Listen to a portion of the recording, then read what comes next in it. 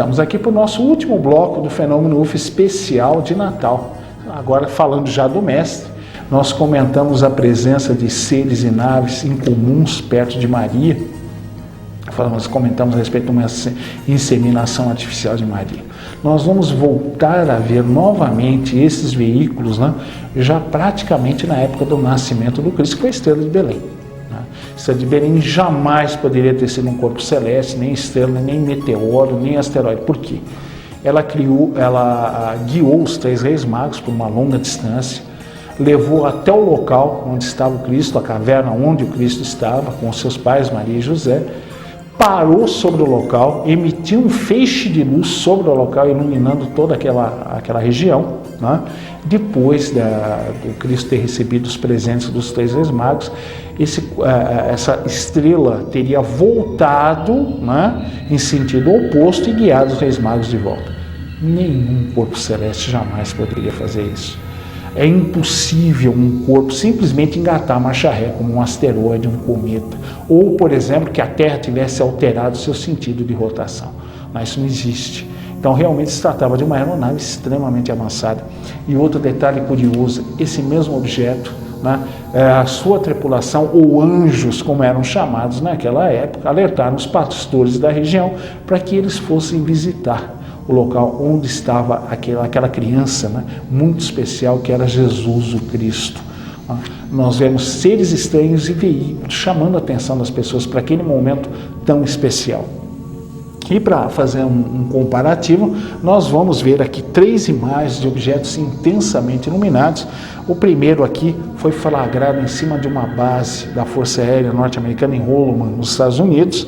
A segunda, numa região de interior dos Estados Unidos. A terceira, na região litorânea também dos Estados Unidos. Nós vemos objetos extremamente iluminados, extremamente luminosos, que poderiam ser tranquilamente confundidos com uma estrela voando no céu à noite, no céu noturno. É muito comum, mesmo nos dias de hoje, muitas pessoas descreverem UFOs no céu quando eles se encontram muito alto, como estrelas que estão em movimento. As pessoas, no próprio programa de rádio em si, quando enviam um e-mail ou entram em contato via telefone, comentam que viram objetos similares a estrelas, fazendo diversos tipos de movimentos no céu, descartando toda a possibilidade que seja um corpo celeste. Então, nada mais plausível do que as pessoas daquela época confundirem um objeto voando a grande altura, intensamente iluminado, com uma estrela. Nós vimos que pelas movimentações que esse corpo fez, jamais poderia se tratar de um corpo celeste natural. Depois nós temos aqui a presença de anjos ali onde está o Cristo. Nós vemos novamente, são seres idênticos aos seres humanos, que no caso aqui são diferenciados pela auréola, né, aquele círculo de luz envolvendo a cabeça, e as asas, né? Muitos dizem que essa auréola seria uma visão deturpada de um capacete de vidro, né, que as pessoas viriam refletir da luz, o brilho, e associar uma espécie de aura ou auréola luminosa, né, em vez do capacete de vidro, do qual elas desconheceriam a sua função.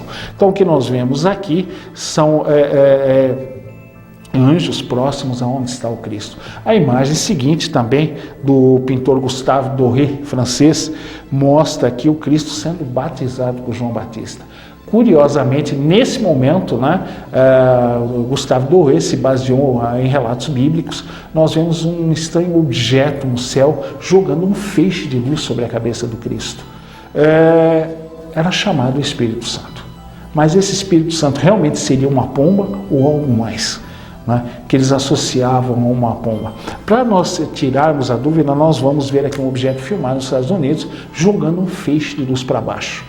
Nós sabemos que esses seres conseguem fazer coisas com a luz que, muito além do nosso conhecimento, da nossa tecnologia, eles conseguem fazer a luz parar onde eles querem, né, a luz fazer curvas, coisa que nós não conseguimos. Para nós a luz normalmente caminha em linha reta. Nós sabemos que a luz é passiva de curva assim, no espaço. Uma coisa que pode fazer com que uma luz se curve é um campo gravitacional de grande intensidade. Por exemplo, quando uma estrela emite luz, se ela passar perto de um corpo com grande gravitação, ela pode curvar. Tá? Parece loucura a gente falar isso, uma luz que curva. mas no espaço isso é plenamente possível quando uma luz passa próximo a um buraco negro, que nós já explicamos o que era nos primeiros programas, quando falamos de astronomia. É possível a luz efetuar uma curva, um desvio, devido à atração gravitacional.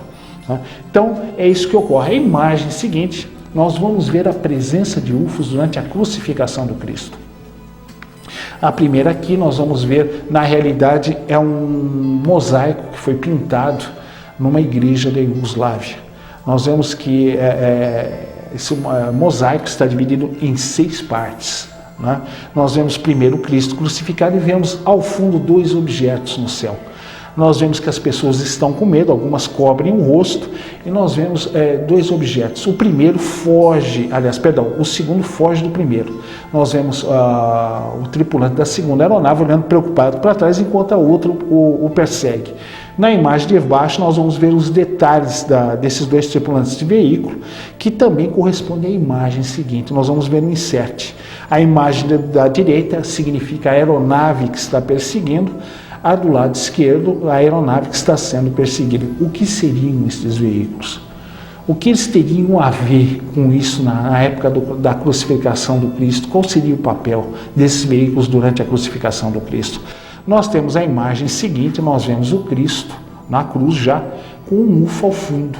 Nós vemos um objeto pousado num trem de pouso. Né? Aqui não dá para ver, mas se nós pudéssemos ampliar a imagem, nós veremos que existe uma porta aberta. Novamente nós vemos a presença destes seres e desses veículos no momento da crucificação do Cristo. A imagem seguinte, no Santo Sepulcro, nós vemos o Cristo e os anjos. Né? Novamente, é inexplicável isso, né? Porque os soldados romanos que deveriam estar ali tomando conta do sepulcro, nada viram. E nós sabemos que todos eles foram pegos dormindo, e a pena por quem dormia em serviço no exército romano era a morte. Né? Ninguém viu isso, ninguém viu Cristo ser levado de lá.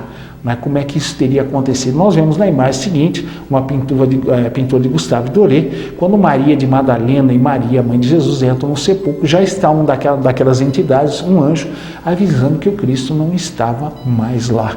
Ele já havia sido retirado ali do Santo Sepulcro. E a última imagem é a ascensão do Cristo. Nós vamos vendo o Cristo sendo elevado. A única obra que trata desse momento do Cristo, né, é o Atos dos Apóstolos, é um livro que não faz mais parte do cânon bíblico, que diz que o Cristo, após se despedir dos apóstolos, teria se elevado em direção a uma nuvem. Novamente, por comparação, veremos aquele ET subindo por um feixe de luz, sendo elevado até sua nave em Minas Gerais na década de 70, e veremos uma nave emitindo uma espécie de vapor, se cobrindo com esse vapor, se camuflando. Nós sabemos que os UFOs algumas vezes fazem isso. Eles emitem esse tipo de vapor para ficarem ocultos da visão. Muitas vezes pessoas descrevem nuvens voando contra o vento. Quando isso ocorre, a possibilidade de que haja um UFO camuflado ali dentro é muito grande. Como nós vemos, a Bíblia nos traz fatos interessantes que comprovam a presença de seres de um outro mundo que estavam aqui, né, apoiando Cristo na sua missão aqui. Era o que eu gostaria de ter deixado aqui para os nossos amigos telespectadores, uma homenagem a esse grande ser que esteve aqui entre nós.